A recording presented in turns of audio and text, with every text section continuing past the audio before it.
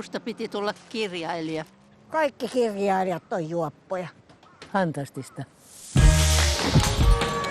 Mistä nyt on kyse? Inkeri on kaivannut kukkapenkin. Ei vaan hauda. Kissarekko. Kaikki haluaa tappaa miehensä. Olen mäkin tappanut kaikki 5 aviomiestäni. Mennäänkö nyt poliisille? Pitää selvittää yksi asia ensin. Nopea vessatauko ja sitten jatketaan. Kassua! Jäillä tarjoilija! Pillimehu!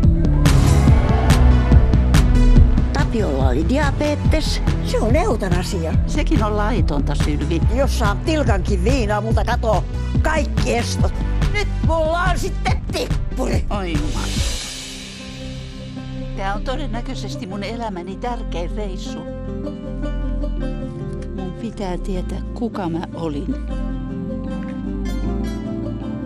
Ja kuka mä haluun olla. Oltaisiko me oltu onnellisia? Päivää. Hauska tavata. Fantastista.